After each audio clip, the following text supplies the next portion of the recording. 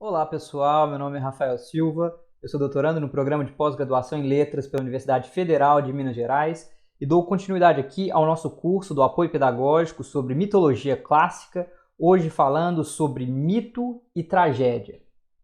Vocês vão ver que o ritmo hoje vai ser um pouco alucinado, porque há muito de que eu pretendo tratar e como eu não queria deixar, enfim, muitas dessas coisas de fora, eu resolvi trazer diferentes tragédias de diferentes tragediógrafos do período clássico de Atenas, a fim de, enfim, suscitar uma série de questões. Optei por uma exposição mais superficial, condensada, fazendo sugestão para quem quiser se aprofundar em algum tema, em alguma tragédia, em algum tragediógrafo, de vídeos suplementares, de leituras suplementares, porque assim eu consigo introduzir a questão, enfim, de modo bem geral, mas caso haja alguém aí interessado em se aprofundar, fica feita a sugestão, tá? Fica indicado um caminho possível de conduzir esse aprofundamento.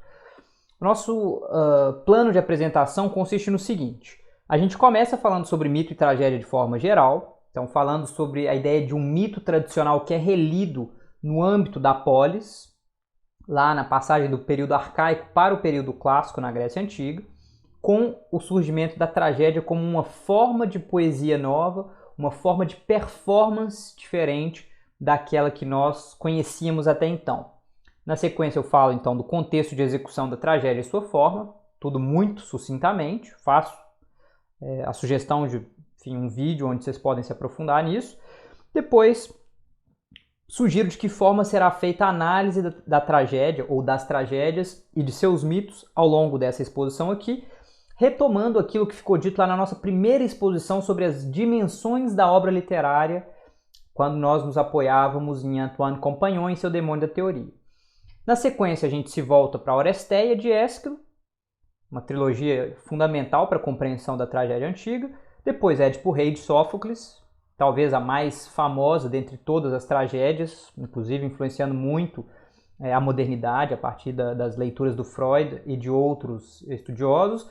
E a gente encerra com a Medéia de Eurípides, talvez junto de Édipo, uma figura das mais conhecidas hoje, nessa versão que é a mais consagrada, que é de Eurípides. Então veja, é muita coisa que eu pretendo tratar, eu peço desculpas se eu eventualmente for um pouco precipitado, o ritmo for meio exagerado, mas é porque eu sou fascinado por esse assunto, tá? Então, para falar de mito e tragédia, a gente tem que levar em conta tudo o que já vinha sendo dito até aqui sobre mito, não é? Então, a ideia de que o mito, ele de alguma forma traz uma visão de mundo, os medos, os anseios, os desejos, toda uma concepção de existência de uma dada sociedade, de alguma forma, enfim, trazendo ali o espírito de uma sociedade viva e por isso mesmo em transformação, né? Então esses mitos estão sempre em transformação, sendo encarnados, a gente poderia dizer, em diferentes formas, aparecendo de diferentes modos em discursos os mais variados, tá?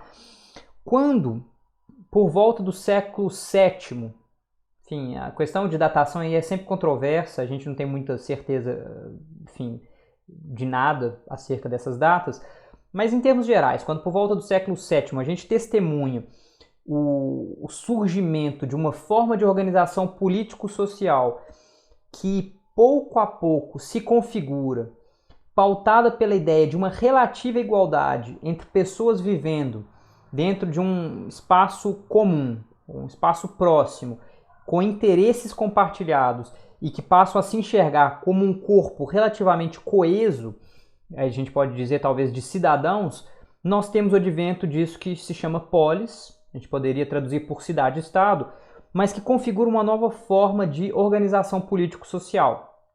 Até então, as formas de organização elas tendiam ou a um controle muito estrito por um monarca ou por algum aristocrata que exigia ou exercia o seu poder de forma monocrática numa dada região, é o que a gente encontra, tal como testemunhado lá nos poemas homéricos, não é? E mesmo a gente, enfim, estipula para a sociedade micênica, então, o domínio de poucos senhores que detinham lá o poder sobre uma determinada região, e com a fragmentação desse poder, eventualmente pequenas comunidades sem um poder centralizado, sem um corpo político organizado e que justamente pouco a pouco configura isso que nós vamos chamar de polis, né? Como se fosse uma espécie de organização que se desenha pouco a pouco a partir das necessidades de uma comunidade desarticulada. E nesse momento, então, na passagem do século VIII, VII em diante, a cidade de Atenas testemunha a organização, né, dessa forma de organização política, da polis, e pouco a pouco começa a desenvolver uma série de debates, embates, enfim, um jogo político se estabelece, do qual pouco a pouco emerge uma forma de organização política específica que hoje nós chamamos, né, de democracia. A palavra já existia, né, por volta do século VI, V, às vezes ela é chamada de issegoria, né, então uma espécie de igualdade de fala, mas em todo caso o que a gente testemunha é o advento de uma organização social em que os cidadãos tidos em pé de igualdade, e óbvio, tudo aquilo que eu já falei nesse canal sobre os limites da cidadania ateniense continuam valendo aqui. Então, as pessoas consideradas cidadãs constituem um grupo relativamente restrito de pessoas. Então, homens livres, nascidos atenienses, que mais? A partir de uma determinada idade, que podia variar, mas que por volta ali dos 20 anos, né? Então chegado à vida adulta, podia participar, né, nessa forma de organização da polis, que ali por volta de 511, 510 a.C., já começa a se configurar como uma democracia. Isso se radicaliza nas décadas seguintes e chega ao ápice por volta de 450 a.C. Mas ao longo de todo esse processo, desde o advento da polis até o desenvolvimento da democracia, Atenas passa a conhecer cada vez mais a importância do uso da palavra pública, porque a palavra se torna então o veículo de convencimento, de persuasão dos concidadãos, a partir do qual então é possível almejar, né, determinados cargos, alcançar determinados objetivos, e não é à toa que a retórica surge nesse ambiente, que eventualmente a história vai ter uma entrada muito grande, e que vários gêneros de discurso voltados para a performance pública ganham um destaque muito grande, dentre eles os gêneros dramáticos, né, os gêneros poéticos dramáticos, que incluem a tragédia, a comédia, o drama satírico, que são gêneros de poesia de performance pública voltada então para a presença de um grande número de pessoas que acompanham, né, de espectadores que acompanham o espetáculo. É um espetáculo, tem um coro que canta e dança, tem o uso de máscaras, enfim, tem uma série de características formais bastante distintivas. Eu não vou ter tempo de falar sobre isso aqui, mas fato é que com o advento dessas novas circunstâncias de vida comum no âmbito da polis, essa forma de poesia, de expressão, que, enfim, a gente pode considerar a expressão de um poeta, mas também, ao mesmo tempo, a expressão de uma coletividade, porque o poeta, para ele conseguir autorização para encenar essa peça, para ele conseguir o patrocínio, enfim, tem toda uma estrutura por trás, é obviamente preciso que ele traga, enfim, incorpore na própria forma da tragédia uma série de questões fundamentais para seus concidadãos, que ele incorpore uma visão de mundo, que ele incorpore valores e assim por diante. É no âmbito, então, da tragédia, desse novo gênero poético, que os mitos tradicionais, como nós já tínhamos visto, como aparecem lá nas poesias épicas de Homero, né, a Ilíada, a Odisseia, como aparece na poesia didática, tá? Que é uma espécie de desdobramento ou ramo dessa mesma tradição épica homérica, né, que é a tradição isométrica arcaica, tal como aparece em Hesíodo, se desenvolve. Nós não tivemos ocasião de falar muito da poesia mélica, mas é uma outra forma de poesia importante desse período. Em cada um desses gêneros poéticos, os mitos são trazidos e respondem de forma diferente, a depender do propósito daquele poema, da ocasião de performance, do público para o qual se volta, dos interesses que estão em jogo entre quem executa a poesia, para quem executa e assim por diante. E com a tragédia não é diferente, tá?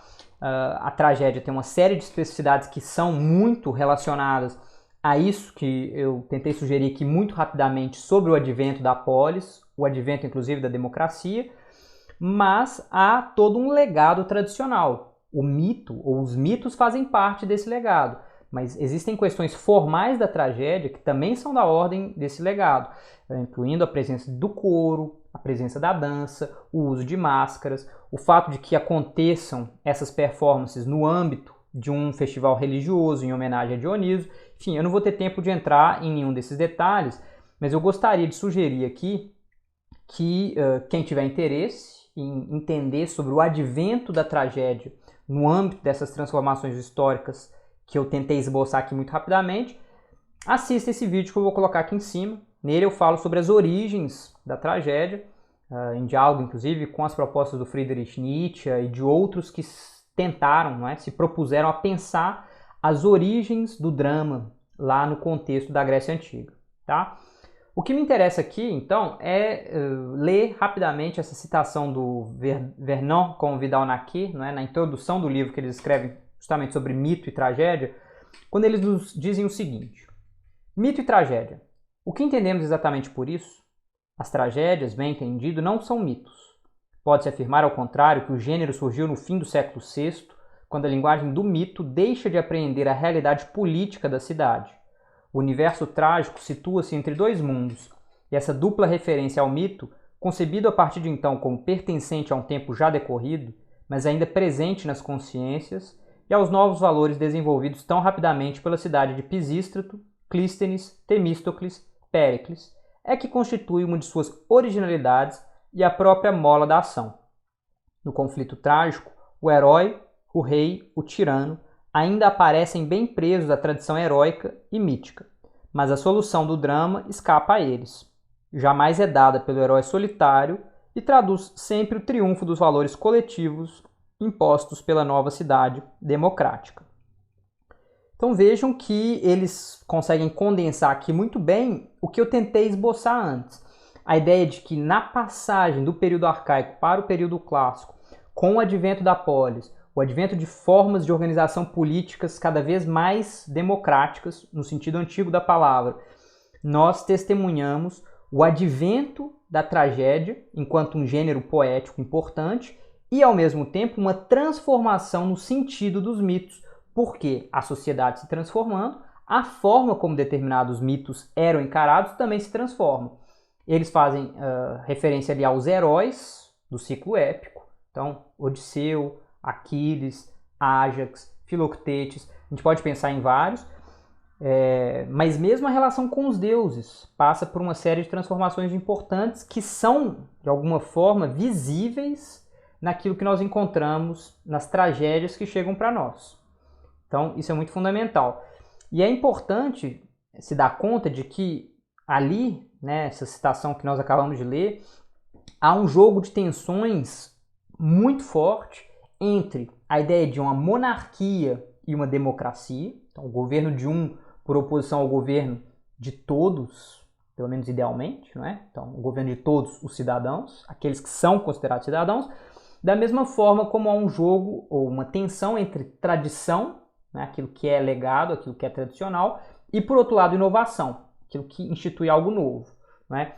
Há então uma espécie de dicotomia que perpassa a própria forma da tragédia, e isso é fundamental de se ter em vista quando lemos uma dessas obras, quando vemos uma dessas obras encenada, tá?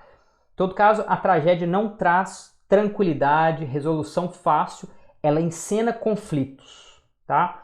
esses conflitos muitas vezes terminam de forma trágica, não é? Usando aí a palavra no sentido moderno, mas não necessariamente. Muitas vezes esses conflitos são insolúveis, mas a tragédia aponta uma solução possível, como nós veremos no caso da Oresteia de Ésquilo. Antes, contudo, de passar para as peças que eu sugeri comentar aqui rapidamente, para dar a ver o tipo de uso que elas fazem do mito, né, o tipo de transformação que elas propõem, que elas proporcionam ao mito, eu queria fazer aqui rapidamente uma parte de ordem filológica, tá? De ordem filológica ou hermenêutica, que tem sido levantado em algumas das questões que tem aparecido aqui no nosso curso, no que diz respeito à interpretação, tá? A interpretação dos textos, a interpretação das fontes antigas. Eu acho que a gente precisa ter claras algumas questões básicas, tá? No que diz respeito ao que se interpreta, de que modo se interpreta, quem interpreta, quando, onde, etc. E aqui é fundamental termos muito claro que o meu trabalho com fontes antigas, e eu espero o trabalho de vocês, é absolutamente fundamental para que aquilo que nós falamos sobre a antiguidade tenha algum lastro histórico. É por isso que a gente recorre a Hesíodo, a gente recorre a Homero, a gente recorre, enfim, a fontes antigas e não vai direto ao manual de mitologia clássica, tá? Por quê? Quando a gente se vale de uma estátua antiga, quando a gente se vale de um poema reconhecido como um poema que remonta ao século V, ao século VI a.C., nós estamos lidando com dados antigos, dados que vêm, que chegam até nós da antiguidade. Eles são passíveis de discussão? Sempre, tá? É sempre fundamental manter aberta a possibilidade de questionarmos datas, de questionarmos autoria, de questionarmos, enfim, vários dados no que diz respeito às fontes antigas. Contudo, esse é o nosso lastro histórico, tá? A gente parte, então, desse material para, a partir daí, propor as nossas interpretações, a forma como nós sugerimos que o passado seja enxergado no que diz respeito a um fenômeno ou a outro, tá?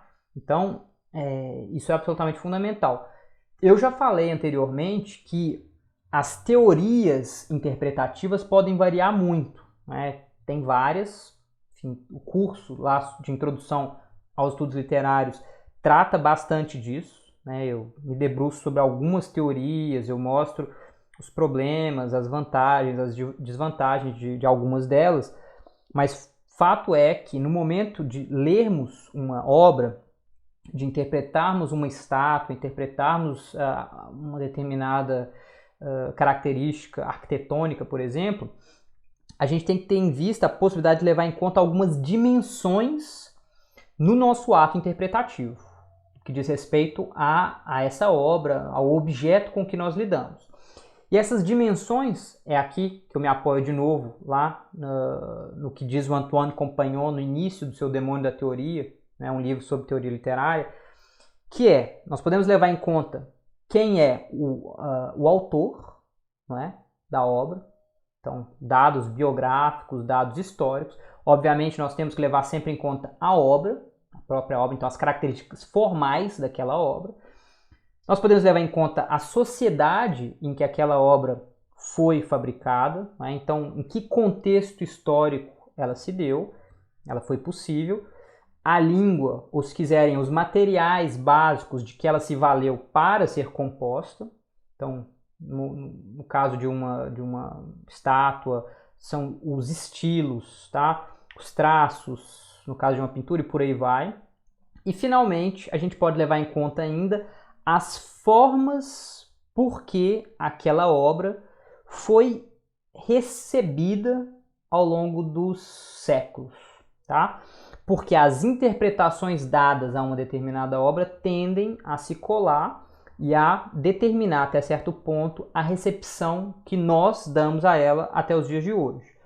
Então, vejam, são 5 dimensões básicas que nós podemos levar mais ou menos em conta no ato interpretativo.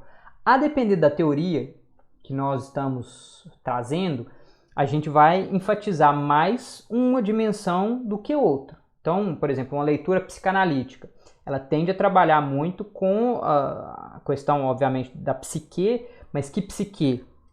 O mais das vezes do sujeito autor, tá? Então, da pessoa responsável por fazer aquela obra. Eventualmente é possível pensar numa forma de trabalhar com psicologia na chave da recepção, tá? Ou mesmo numa chave de estruturas, não é, do mito, que dariam a ver ali uma série de estruturas da psique humana. Mas, de modo geral, enfim, diferentes teorias têm ênfases específicas em cada uma dessas dimensões. O que eu vou propor aqui na sequência é uma análise dessas tragédias muito rápido, né, muito rapidamente, tentando levar em conta essas 5 dimensões. Então, trazendo elementos importantes para a interpretação dessas tragédias, que não deixe de levar em conta nenhuma dessas dimensões. Vocês vão ver que em alguns casos vai ser mais contundente do que em outros, mas o exercício aqui, porque eu tenho sentido um pouco de uma espécie de ânsia ou desconforto em alguns comentários do curso, é no sentido de mostrar para vocês formas de interpretação possíveis, tá? Do material antigo, sempre com o cuidado de ir às fontes, de fato, se valer de traduções fidedignas, quando não for possível usar o próprio texto antigo. Então, checar a fonte, né? Checar a veracidade e assim por diante. Então, vejam lá o que eu sugiro aqui, né? Para análise de tragédias e seus mitos, à luz do esquema de Antoine Compagnon, eu sugiro encarar a língua como material básico tradicional, a partir do qual o autor compõe sua própria obra, incluindo não apenas o repertório linguístico e poético prévio, mas também o material mitológico. Então, a língua é aquilo que é um dado a partir do qual trabalha um artista, e que então é um trabalho pré-estabelecido. Né? Então, esse é um material básico de que ele parte. Parte para fazer o quê? A obra. A obra entendida aí como uma formulação específica que o autor oferece do material básico com o qual trabalhou, à luz de suas percepções pessoais, acontecimentos sociais, etc. Tá? Então, vejam como o material básico, por exemplo, um determinado mito, ele pode ser trabalhado de forma a figurar numa obra, trazendo idiosincrasias pessoais do autor. Tá? A gente vai sugerir a existência desse tipo de trabalho ao longo dessas exposições. Por quê? Esse autor, ele tem idiosincrasias e visões pessoais, a partir das quais ele compõe a obra tal como a encontramos. Né? A obra ela não é um dado da natureza, ela é justamente um produto da ação humana, e como todo produto da ação humana, existem forças por trás da fabricação daquela obra. Não é? Existem desejos, anseios, medos, vontades que podem ser mais ou menos dadas a ver por um exercício de interpretação. Por quê? Esse autor se encontra num contexto, não é? Ou seja, numa sociedade que, enfim, da perspectiva do intérprete dessa obra, pode ter uma influência considerável no que diz respeito à própria obra, não é? Porque acontecimentos históricos sociais contemporâneos do período de elaboração da obra podem, e muitas vezes, de fato, exercem, não é, uma influência na composição dessa obra e mesmo em sua recepção imediata. Tá? Porque, então, é fundamental levar em conta o contexto histórico em que uma obra é composta. Porque determinadas características formais da obra, do sentido mesmo que é construído ali, só é possível de ser, digamos, vislumbrado a partir de questões com as quais o autor estava preocupado, tá? Com as quais ele estava dialogando e assim por diante. Mas não podemos ainda abrir mão das leituras, da recepção, daquilo que foi feito dessa obra ao longo dos séculos. Né? Diferentes momentos em que a obra é lida e interpretada ao longo da história de sua recepção podem conformar, sim, a forma como nós lemos e entendemos uma obra até os dias de hoje, não é? Então, a gente inclui aí, obviamente, também a leitura que nós próprios delineamos no presente. Ou seja, mais uma, né, fase na recepção de uma obra no momento em que nós propomos uma determinada interpretação. Tá? Então, nós vamos trabalhar aqui com esse esquema básico. É um esquema hermenêutico, né, bem tranquilo, sim, que tenta levar em conta essas 5 dimensões.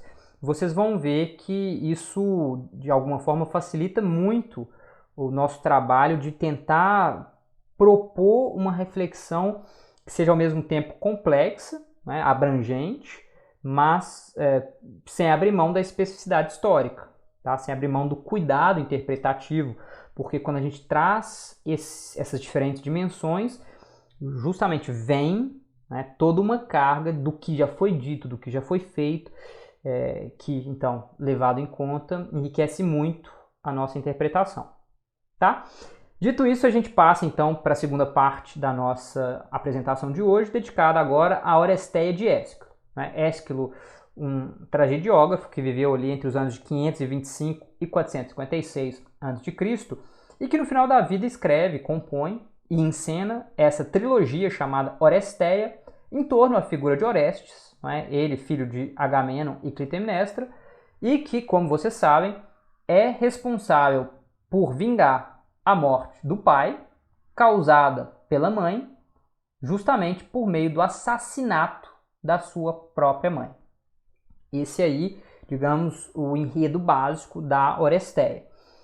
Os mitos em torno à casa dos Tantálidas são muito complexos e muito violentos. Tá? Eu vou tentar resumir aqui muito rapidamente. Para isso, eu me baseio aqui nesse trecho da Biblioteca de Apolodoro, não é? Lá na Epítome, a primeira parte da Epítome, a partir da segunda seção. Quem tiver interesse, leia. Enfim, esse trecho é incrível, a quantidade de detalhe que esse mito tem, né? Ou esses mitos têm.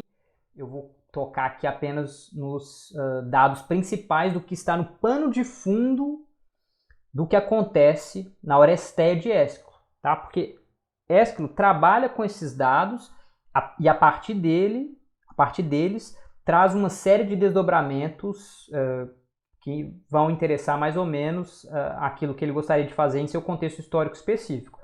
Eu vou tentar apontar isso, mas primeiro a gente tem que levar em conta então que Tântalo, não é o mais antigo representante dessa família. Ele desposa Dione, com quem ele tem 3 filhos. Não é? Pélops é aquele que nos interessa aqui, não é? Mas antes que a gente fale, não é, então, da sequência da sua progênie, não é, da sua prole, é importante levar em conta que Tântalo viveu num período em que a convivência entre deuses e homens era muito mais facilitada. Né? Havia um certo trânsito, homens conviviam em banquetes com deuses, havia, enfim, uma possibilidade de troca maior, justamente porque Tântalo remonta ao período da Idade dos Heróis. E, num dado momento, ele, o Senhor Poderoso, recebe a visita de seres que se apresentam como deuses. Ele acha aquilo suspeito e, a fim de testar os seus visitantes, ele adota um plano extremamente cruel e que dá a ver aquilo de que nós já falamos antes, que tem relação com a tensão entre diferentes gerações. Por quê? O que Tântalo resolve fazer? Ele mata o próprio filho Pélops, o cozinha e dá de comer para esses visitantes, a fim de testar se eles eram deuses, se eles eram capazes de detectar que aquela comida servida ali era carne humana. Enfim, o mito ele é estranhíssimo, não é? A gente se pergunta que tipo de pai faria isso com o próprio filho para testar, enfim, os deuses, mas uma das versões desse mito nos diz exatamente isso. Esse é o Tântalo. E os deuses percebem, né? À exceção de Deméter, que estava de luto, não é, por Perséfone, que estava lá no Hades, naquele período do ano. Deméter come um pedaço, então, do que estava servido ali, mas os deuses percebem, trazem Pélope de volta à vida, O pedaço comido por Deméter é fabricado por meio de uma pedra, então ele é refeito, né? Então Pélops volta à vida vicejante, e Tântalo é punido. Né? Eu não vou entrar aqui nos detalhes, mas Tântalo tem uma punição terrível que envolve o desejo constante de comida e de bebida no mundo dos mortos.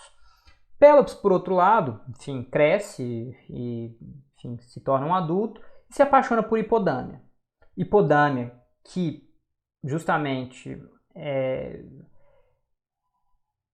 tinha sido de alguma forma proibida por seu pai de se casar, porque Enomal recebera um oráculo de que o seu genro o mataria. Então Enomal cria todo um plano para que assim que um pretendente reivindicasse a mão de sua filha, ele tivesse que competir numa corrida por ela, e perdendo, ele perderia a vida. E Enomal, o pai de Hipodâmia, tinha um estratagema para sempre vencer, né, nessa corrida de carro. Ele tinha lá, enfim, todo um preparo, né, próprio para sempre vencer. Pélops, sabendo disso, ele corrompe o cocheiro de Enomal, Myrtilo, para que ele sabotasse o eixo da roda do carro de Enomal. Ele compete contra o futuro sogro e durante a competição Enomal tem um acidente mortal, né? Ele morre então e Pélops pode desposar Hipodâmia. Não bastasse Pélops ter, né, sido a causa da morte do próprio sogro, no momento em que eles estão indo, enfim, voltando para casa, ele a fim de desposar Hipodâmia, o tal cocheiro, que tinha interesse sexual em Hipodâmia, tenta estuprá-la, tenta violentá-la. Pélops intervém e lança esse cocheiro do alto de um promontório, né, do alto de um penhasco. O cocheiro morre, mas antes disso ele amaldiçoa a família de Pélops. Então, nós já temos aí alguns problemas, não é, dessa família. Mas, enfim, bola que segue, né? Pélops tem o casamento com Hipodâmia, do qual nascem 3 filhos, 2 deles nos interessam mais diretamente aqui, Atreu e Tiestes. Atreu desposa Érope, Tiestes Pelopeia, e num dado momento o povo de Micenas recebe um oráculo prevendo que prevendo que um Pelópida deveria ser chamado para ocupar o posto de rei, né, o posto de governante. Eles convocam Atreu e Tiestes a fim de decidirem qual dos dois ocuparia esse posto. Atreu, que tinha um velo de ouro, mas escondido de todo mundo, sugere que aquele que possuir um velo, né, então um pelo, completamente dourado, de ouro, seria o mais digno de possuir o trono de Micenas. Tiestes, porém, que tinha tido um caso, né, que tinha mantido relações extraconjugais com a mulher de seu irmão Érope, tinha se apossado desse velo de ouro entregue a ele por Érope. Então, enfim, não bastasse o caso extraconjugal, ele detinha, né, esse velo de ouro. Ele concorda então que a posse do velo de ouro fosse o critério para estabelecer quem seria aquele rei, e no momento de revelar, Atreu não encontra o seu velo de ouro, Tiestes aparece com ele e a princípio Tiestes seria o governante sobre Micenas.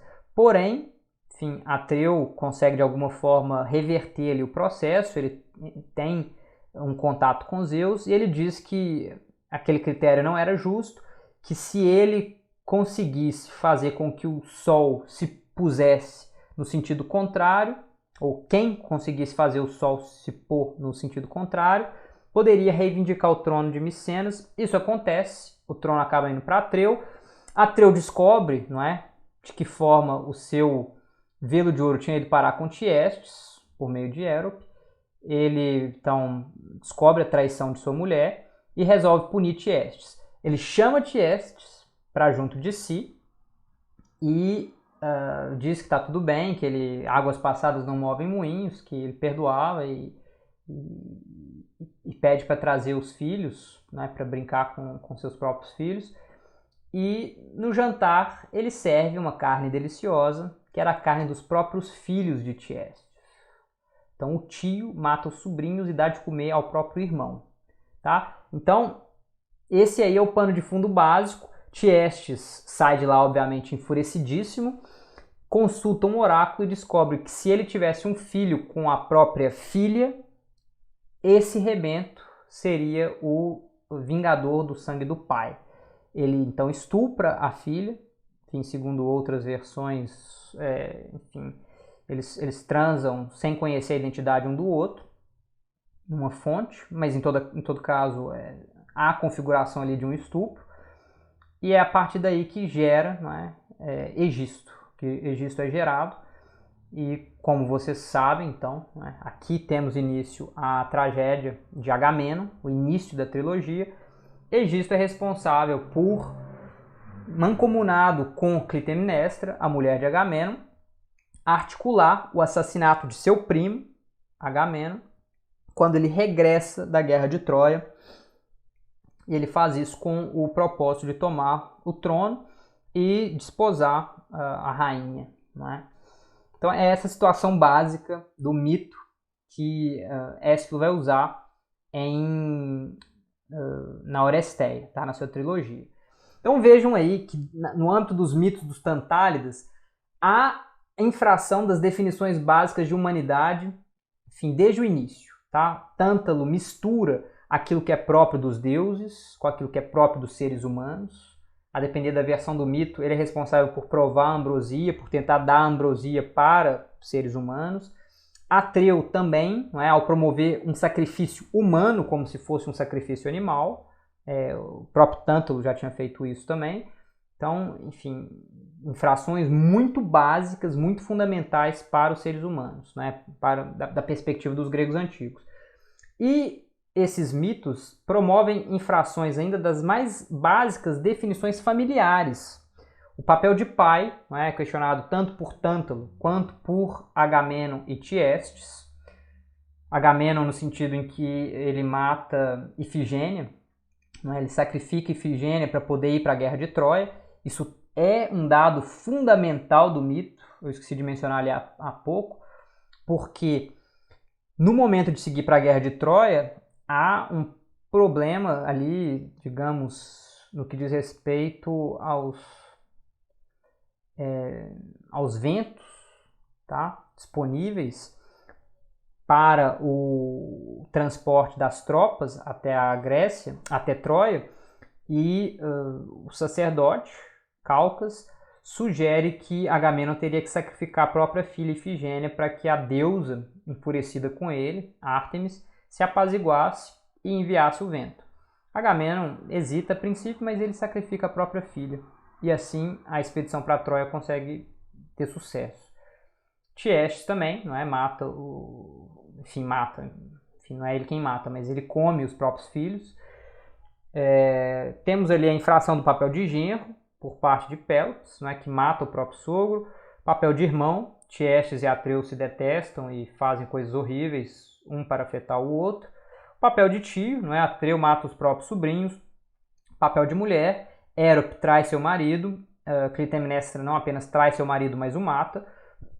Papel de primo, né, Egisto mata seu primo, Agamenon. E papel de filho, né, porque Orestes e Electra são os assassinos da própria mãe. Então vejam, todas as relações familiares são bagunçadas, são colocadas à prova, são invertidas no âmbito desse mito. Tá? E isso é fundamental de se ter em mente quando falamos de Oresteia, quando falamos dos mitos dos Tantálidas. E obviamente há uma espécie de espectro que ronda essa família, que é a questão do miasma, não é? da transmissão hereditária do erro. Tá, da maldição, da mancha, de uma perspectiva religiosa, inclusive, tá, que de fato é legada, né, geração após geração recebe essa maldição que parece ficar a cada geração pior. O Ésquilo, então, compõe essa trilogia, tá, a Oresteia, que é a única trilogia completa que chega para nós. A gente sabe que outras foram escritas na Antiguidade, né, no período clássico, mas a única que chega inteira para nós é essa, então ela é fundamental para entendermos a forma trilógica, não é? Em trilogia da tragédia clássica, de algumas dessas peças.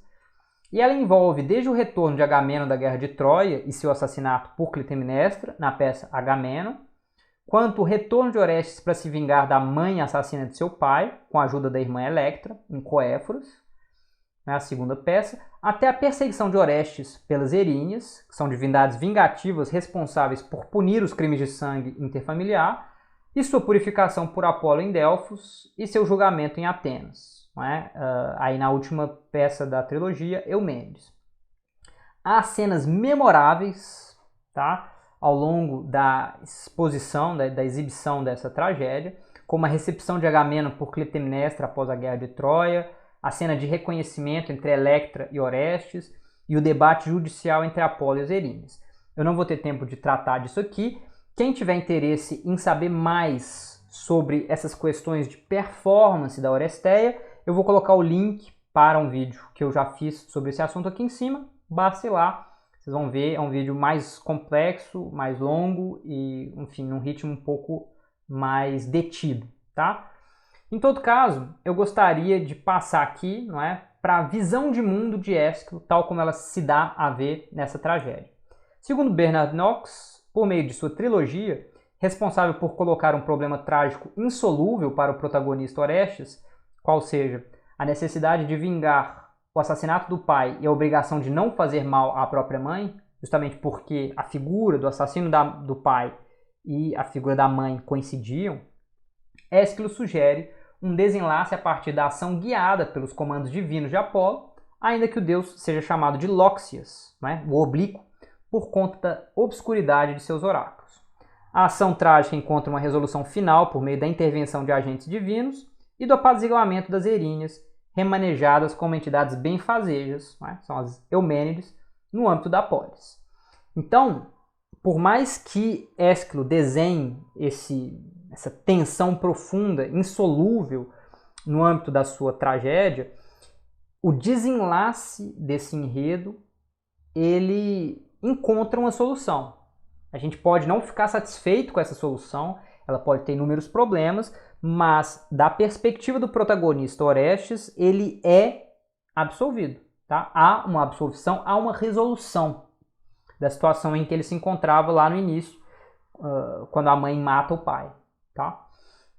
Então isso diz muito respeito à visão de mundo de Ésquilo, uma visão em que há uma teodiceia em curso, ou seja, uma forma de justiça divina, ela vem a encontrar a sua manifestação da perspectiva das pessoas que se mostravam reverentes aos deuses, piedosas, por mais complexas que pudessem ser as perspectivas desses deuses, tá? As sugestões desses deuses.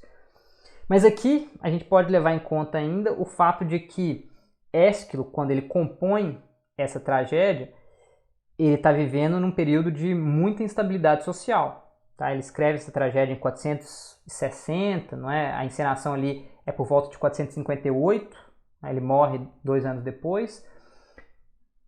Mas 4 anos antes de ele exibir essa sua tragédia, houve um incidente político em Atenas responsável por minar as principais funções do Areópago, tá? Um órgão controlado pelos aristocratas. Era uma espécie de corte de justiça. Embora o Areópago tenha mantido a prerrogativa de julgar crimes de sangue, ele perdeu a maior parte de seus poderes com as reformas democráticas propostas em 462 por Efialtes. Então, pouco antes, não é, de Ésquilo exibir, treinar o coro e propor essa performance da Oresteia, havia acontecido todo um debate sobre o papel do Areópago na sociedade ateniense, a relação, né, ou a importância do julgamento de crimes de sangue no âmbito de uma sociedade, e uma série de debates sobre o lugar da aristocracia, o lugar do povo e assim por diante, que de alguma forma são trazidos na tragédia de Ésquilo. O posicionamento de Ésquilo não é claro, então ele não é, enfim, um propagandista do que quer que seja nessa peça, mas ele ecoa o tipo de preocupação que nós encontramos num debate como esse. Efialtes morre, tá? Em 462, 461, nesse período justamente por propor reformas democráticas nesse contexto, contra os aristocratas. É possível que Ésquilo estivesse tematizando também isso, tá? A necessidade talvez de uma espécie de perdão público a crimes de sangue para que a vida pudesse continuar para além de vendetas, tá? De vendetas pessoais, né? E ao mesmo tempo, né, então a Oresteia funciona aí como uma espécie de etiologia mitológica desse tribunal, ainda que Ésquilo soubesse estar abordando uma questão atual na sua peça. Né? A mensagem é ambígua e não é fácil determinar de que lado o próprio Ésquilo se encontra. Da perspectiva de uma recepção da Oresteia, a gente tem que ter em mente o seguinte, que daria para chamar atenção para inúmeros momentos da longa recepção do mito da Oresteia, tal como proposta ali por Ésquilo, incluindo a forma como Sófocles e Eurípides tratam desse mesmo mito, com jogos intertextuais interessantíssimos entre eles. Tá? Quem tiver interesse, basta ler a peça Electra de Sófocles e a peça que tem esse mesmo nome, Electra, de Eurípides, que vão ficar claros os jogos existentes entre essas diferentes versões do mito, inclusive com referências muito claras, no caso de Eurípides, inclusive jocosas à versão proposta por Ésquilo alguns anos antes. Mas o que eu gostaria de destacar aqui é o tratamento que Shakespeare oferece a esse tema em sua famosa tragédia Hamlet, não é? Porque lá ele aborda os dilemas de um filho responsável por vingar a morte do pai, ou por ter que vingar a morte do pai, arquitetada essa morte por um familiar próximo, né, o tio, em conluio com a própria mãe. Né? E aí ficam sugeridos paralelos interessantes em termos de enredo e formulações, né? Ainda que Shakespeare desenvolva reflexões absolutamente únicas. Né? Seu contexto histórico, tudo aquilo que nós falamos, né, sobre uma cosmovisão do autor, as especificidades históricas em que ele compõe, que ele traz a sua obra, obviamente estão presentes em Hamlet e precisariam ser levadas em conta, mas há estudos que mostram os paralelos entre essas histórias e é muito instigante pensar que Shakespeare não conheceu diretamente Ésquilo, não leu diretamente a Oresteia, mas, enfim, aparentemente ele trabalha esse tema e a figura de Hamlet, a meu ver, pode ser, digamos, analisada, pensada à luz da figura de Orestes, tá? Me parece haver aí uma série de confluências para a compreensão do que é o enredo trágico, o nó trágico presente em cada uma dessas tragédias, tá? A trilogia Oresteia de Ésquilo e o Hamlet de Shakespeare. Para concluir aqui a exposição sobre Ésquilo, eu trago essa imagem, né, de figuras vermelhas numa pelica que mostram justamente Electra na tumba de seu pai Agamenon, fazendo ali as oferendas em homenagem à sua alma, né, em homenagem ao seu espírito. É uma imagem de um vaso que se encontra atualmente no Museu do Louvre.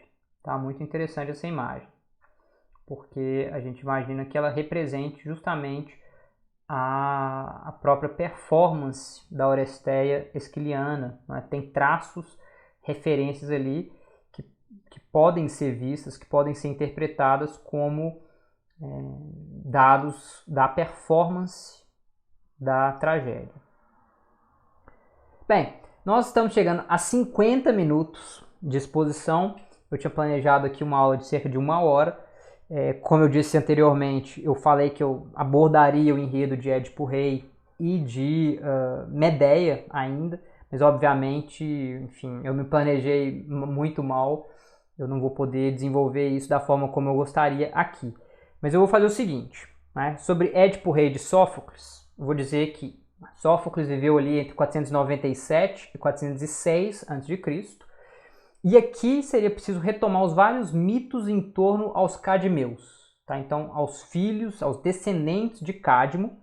Eu trago aí essa árvore genealógica, bem mais complexa, não é, do que a que a gente viu agora há pouco, e que mostra, inclusive, que Édipo é parente, distante, mas é parente de Dioniso, tá? Do deus Dioniso, é parente de Penteu. Ou seja, o enredo das bacantes, tal como nós encontramos lá da Lavra de Eurípides, não está totalmente distante, tá, do que é o destino de Édipo, tal como mostrado aqui no Édipo Rei de Sófocles. Eu não vou ter tempo de entrar aqui nisso, mas eu vou colocar aqui em cima o link da exposição que eu propus sobre o Édipo Rei de Sófocles. Lá é uma exposição um pouco mais ampla sobre a poética de Sófocles, mas, como é quase inevitável, eu me concentro bastante no Édipo Rei, porque essa é uma das mais importantes tragédias de todos os tempos. Ela foi fundamental para a escrita da poética de Aristóteles. Hoje a gente aponta isso com alguma, enfim, segurança. Há sempre um debate, mas analisar a poética de Aristóteles à luz de Édipo Rei de Sófocles é muito frutífero. De fato, Aristóteles parece ter pensado a tragédia a partir desse modelo sofocliano. Fica aí a sugestão, então, para quem tiver interesse. Não vou desenvolver aqui, enfim, esse pano de fundo dos mitos dos labdastas, a forma como Sófocles se vale desse mito para questionar inúmeros pontos, digamos, debatidos no período em que ele viveu, inclusive para trazer um posicionamento, a gente poderia dizer, próprio da sua visão de mundo, questionadora da busca por encontrar um sentido racional em tudo. Parece haver ali uma crítica ao movimento sofístico, ao movimento que de alguma forma tentava encontrar razão humana em tudo e que criticava, questionava os deuses, criticava, questionava a tradição oracular, a tradição do que é próprio da divindade. Então, a princípio, a visão de mundo de Sófocles, pessimista, né? Mas muito reverente perante a tradição, perante as divindades. Uma reverência, a gente poderia dizer, quase conformada ao seu desespero, não é? A ausência de um sentido visível, compreensível. Porque o destino de Édipo, não é? No âmbito dessa tragédia, é o destino de alguém que muito autoconfiante, muito cheio de si, muito crente na própria capacidade, na própria razão, o poder da razão, vem a ser absolutamente destruído por meio da ignorância profunda que arruinava a sua certeza de si, a sua impressão de ter o conhecimento, tá? Então, a forma como Sófocles se vale desse mito, ela parece ser bem própria, tá? E se nós fôssemos falar ainda da sociedade de Sófocles, seria preciso levar em conta que essa tragédia provavelmente foi composta num momento de guerra ou de grande tensão entre Atenas e Esparta. Provavelmente a peste que assola Atenas no ano de 429 já tinha começado, e isso é aludido no início de Édipo Rei. E a experiência, digamos, de trauma produzido por essa mortandade radical e em larga medida inexplicável se daria a ver no próprio enredo de Édipo Rei, tá? Enfim, a gente poderia falar aqui das alusões possíveis a sofistas, a figuras políticas como Péricles, levando em conta então o contexto histórico em que a tragédia foi escrita. E obviamente, da perspectiva da recepção, Édipo Rei tem uma enormidade de releituras, tem uma longa carreira de recepção, das quais eu destaco a de Voltaire, né, que reescreve a tragédia de Édipo em 1718, fazendo de Édipo uma espécie de herói do iluminismo, né, de herói da razão. Voltaire escreve um prefácio criticando as opções dramatúrgicas, ou se quiserem, de enredo, definidas por Sófocles.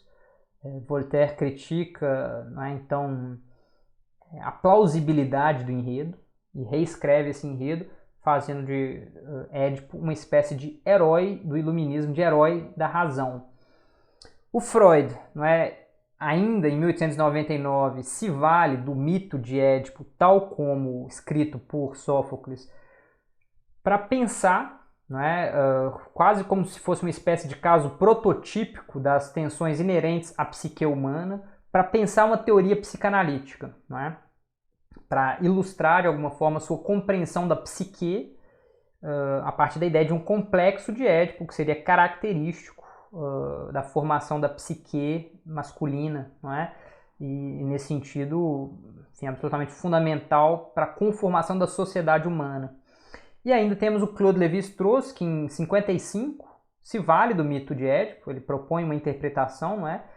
Levando em conta as suas múltiplas variantes, não apenas então a versão de Sófocles, sugerindo que esse mito apontaria a difícil resolução da tensão entre crenças de autoctonia, ou seja, nascer direto da terra, e o fato de que o nascimento humano é fruto da relação sexual entre um homem e uma mulher. Eu não vou ter tempo de, enfim, sequer aludir a isso direito aqui, mas o mito de Édipo ele trabalha com essa questão da autoctonia a partir de Lábdaco, né? E há todo um jogo ali entre nascer da terra, ter uma certa disformidade, tá? Ser manco, então ter um problema de locomoção que parece ser comum às várias versões do mito de Édipo e que o Claude Lévi-Strauss tenta ler a partir das estruturas básicas dessas diferentes versões, com base nisso que seria então o dilema, o questionamento, a reflexão sobre a sexualidade, tá? Enfim, eu mostro aqui rapidamente uma imagem de Édipo, né? Édipo e a Esfinge. Essa imagem, enfim, já é famosa desde a Antiguidade Clássica, ela é reapropriada na modernidade com muita força, né? Com muita potência, e eu aludo aqui rapidamente a isso.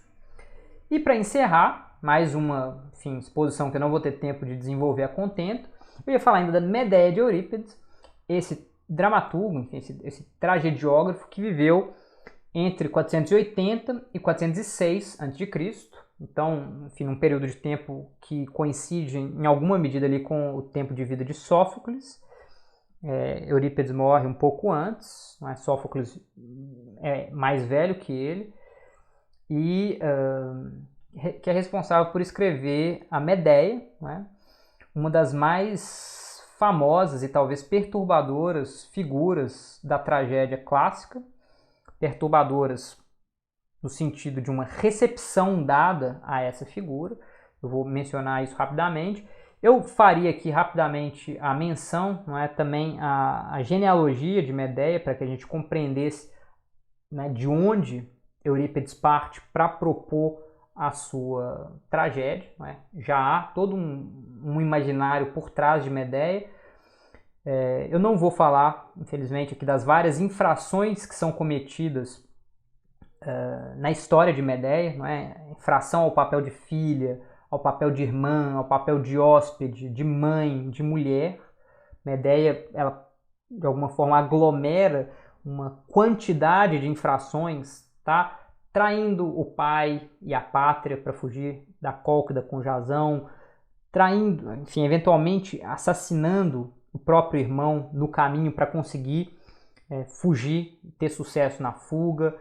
Eventualmente ela assassina, não é, o rei Pélias por meio de um estratagema, então ela assassina o anfitrião junto ao qual ela se encontrava.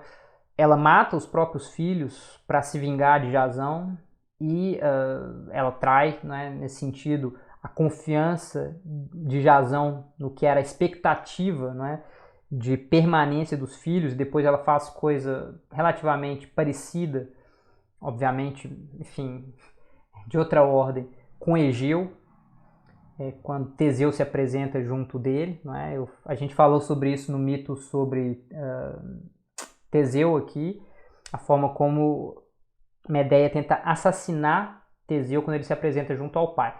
Em todo caso, a Medeia evoca todo um imaginário tradicional masculino que diz respeito a uma espécie de temor constante de que mulheres ou figuras femininas se rebelassem e tomassem o poder. Isso existe de forma muito configurada, clara, constitutiva do que significa ser ateniense, ser homem ateniense no período clássico. Tá? As referências à luta contra as Amazonas, como eu já sugeri antes, é fundamental para a compreensão do que um ateniense do sexo masculino entendia como sua função no mundo, né? Mas que passa por outras figuras, tá? Clitemnestra trabalha nessa chave, pode ser entendida nessa chave, a Medusa pode ser vista nessa chave, enfim, são figuras que de alguma forma assombram esse imaginário androcêntrico que vê as mulheres sempre com desconfiança como possíveis criminosas, como, em todo caso, perigosas e que precisam ser mantidas, portanto, sob controle. Tá? Obviamente, é aquilo que nós já dissemos várias vezes ao longo desse curso, há uma desconfiança profunda, não é, por parte dessa sociedade androcêntrica, por parte, então, dos homens dessa sociedade, que detêm o poder em larga medida, no que diz respeito à atuação das mulheres, e essas tensões podem ser vistas, né, nos mitos. A gente já mencionou isso várias vezes.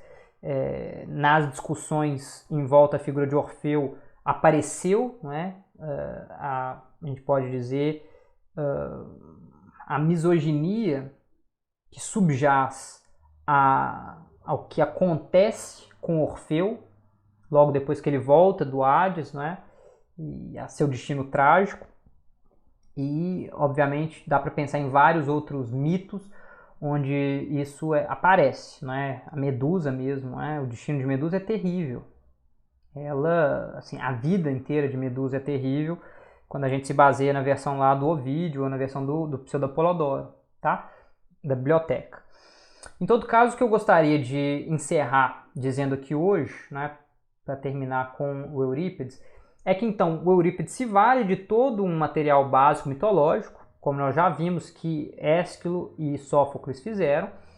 Ele dá um tratamento bastante próprio a esse material, tá? Eurípides se engaja em inúmeras discussões da sua época no que diz respeito à educação, aos valores, à crença nos deuses, a questões de sociedade, de comportamento em sociedade, e ele tem uma visão de mundo que, a meu ver, pelo menos a julgar por Medeia, é bastante diversa daquela que nós encontramos em peças de Sófocles e Ésquilo.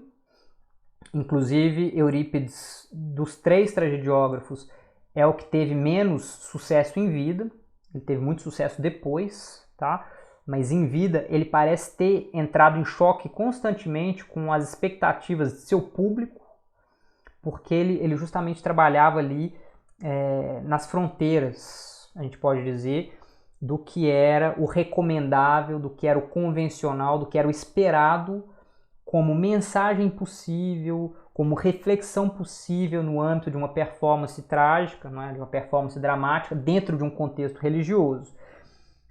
Eu não vou ter tempo de entrar aqui nisso, mas eu recomendo que quem tem interesse em Eurípides assista ao vídeo cujo link eu vou colocar aqui em cima, porque lá eu falo um pouco sobre essas questões, sobre esse caráter controverso da obra de Eurípides, porque ele traz algo que parece muito idiosincrático, né, próprio de Eurípides.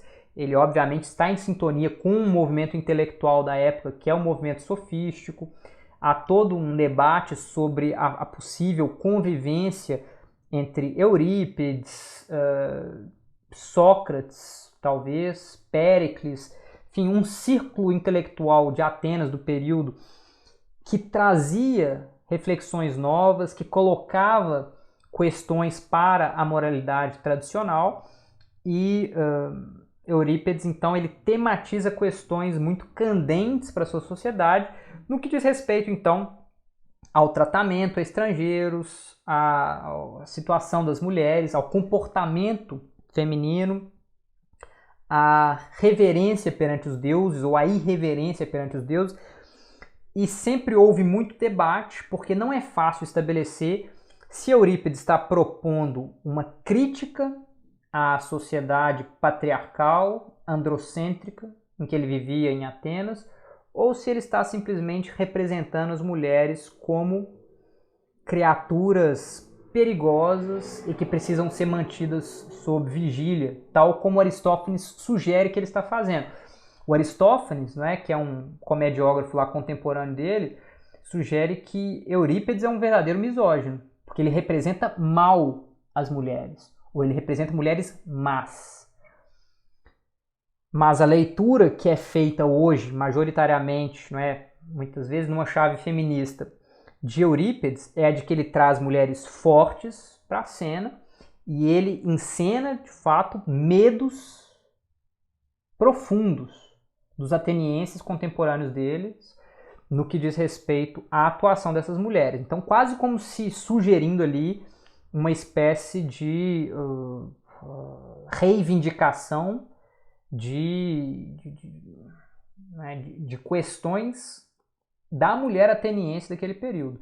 Não vou ler o trecho aqui, se alguém quiser ir lá naquele vídeo que eu sugeri agora há pouco, vocês vão ter acesso, porque lá eu leio o trecho em que Medeia faz uma série de reivindicações sobre o lugar da mulher, né, o lugar rebaixado, triste, nefasto mesmo, que a mulher ateniense daquele período poderia reconhecer e com o qual ela poderia se identificar.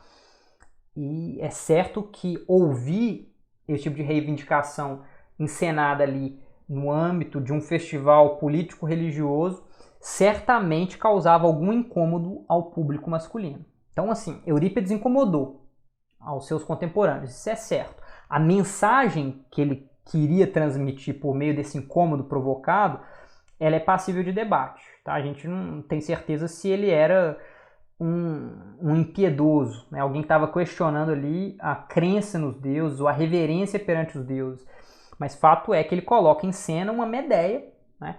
Que então mata os filhos, porque colocada na situação muito rebaixada de ser abandonada, de ser largada à própria sorte, de ter sido basicamente usada por Jasão, e ela não se contenta com isso. Né? Ela então resolve bater no ponto mais fraco de Jasão, mata os filhos, né? Isso é um dos elementos mais fundamentais da concepção do que é ser um homem bem-sucedido, que é deixar uma prole, e ela não apenas faz isso, né? Ela mata os filhos depois de ter matado a futura esposa de Jasão, né?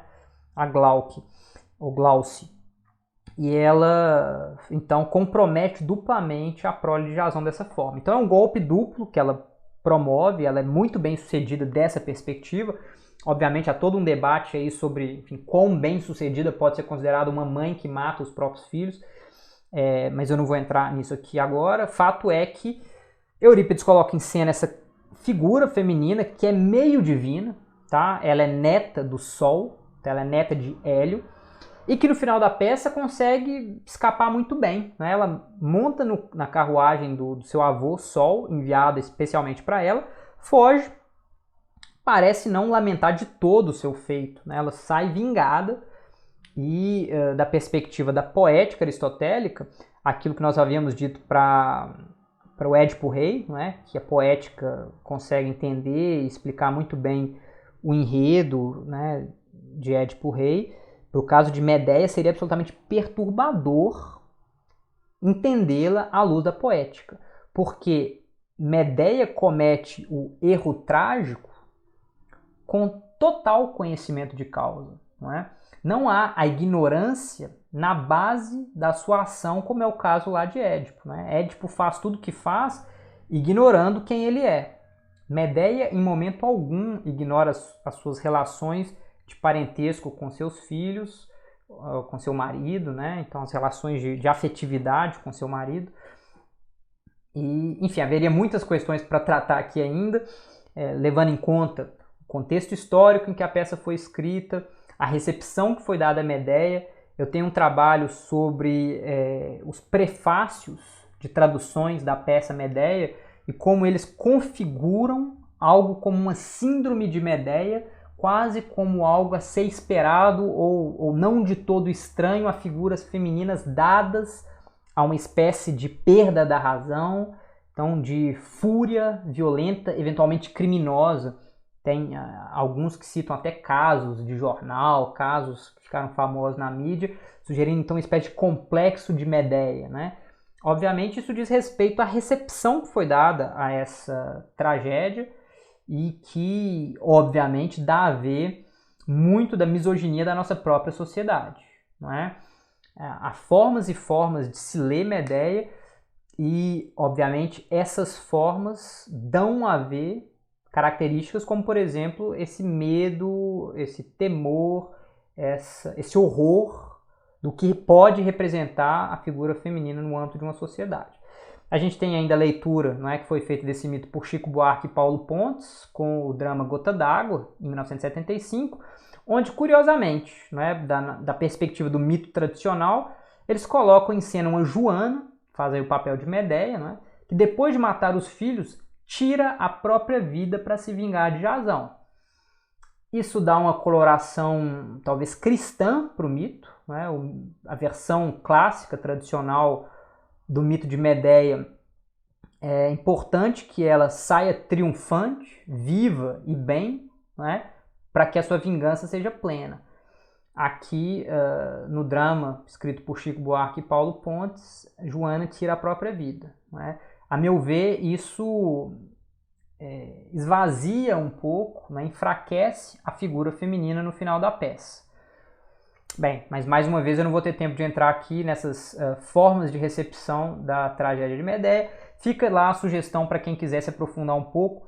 Há outros vídeos no YouTube, tá? Tem um vídeo muito legal feito pela Adriane da Silva Duarte, né, professora da USP, sobre a Medeia. Então fica aí a sugestão. Nós já estamos indo para 1h15, eu sinto muito por isso. Como eu disse, né, eu calculei mal a quantidade de material que eu gostaria de trazer, mas eu espero ter tido sucesso em sugerir basicamente o seguinte: os mitos, eles fornecem a matéria-prima a partir da qual os tragediógrafos trabalham. E a partir da qual, na verdade, vários artistas da antiguidade trabalham. Eles lidam com esse material anterior, com as várias versões desses mitos, e dentro de limites básicos, eles têm alguma liberdade para, a partir desse material, dar a ver a sua visão de mundo, refletir acontecimentos do seu contexto histórico e mobilizar esses mitos para criar, tá? Para propor reflexões, para então, entrar em diálogo com a sua sociedade. Esses são mitos vivos, esses são mitos que mudam. Tá? As versões não precisam ser coerentes umas com as outras. Há inclusive quem diga que, por exemplo, Eurípides teria criado o elemento de que Medeia seria a assassina dos próprios filhos, que isso não encontra versão anterior a Eurípides, que seria uma criação sua. Então vejam, a transformação por que esses mitos passam ao longo do tempo, ela é fundamental no que diz respeito à manutenção à vida desses próprios mitos, tá? E é por isso que eu quis então trazer não apenas, não é, mitos tal como fechados lá na biblioteca do Apolodoro, mas em obras que variam ao longo dos séculos, de diferentes gêneros poéticos, gêneros discursivos, para dar a ver essa transformação e o que ela tem de instigante para nós, tá? Eu mostro aqui rapidamente a bibliografia primária em que eu me baseei, né? Depois a bibliografia secundária, e agradeço muito a presença de todo mundo, espero que não tenha sido muito cansativo, enfim, lamento aí por passar do tempo. Fica a sugestão de quem tem interesse em outras temáticas, né, apenas esboçadas aqui, assista aos outros vídeos, possa aprofundar, ler as tragédias, ler comentários e tal, porque todo esse assunto é muito rico, é muito instigante. Vocês veem, não é? Eu tentei aqui indicar de que forma os mitos são agenciados no âmbito da polis clássica, no âmbito da tragédia, mas haveria muito mais a falar, não é? Espero que vocês tenham, enfim, compreendido basicamente o que eu quis dizer com essa exposição em torno a questões de hermenêutica, questões de interpretação das peças, aquilo que nós podemos levar em conta em termos de elementos da peça na hora de interpretá-la, e que possam, eventualmente, se dedicar a um estudo de uma tragédia, tentar propor interpretações, que isso enriquece muito.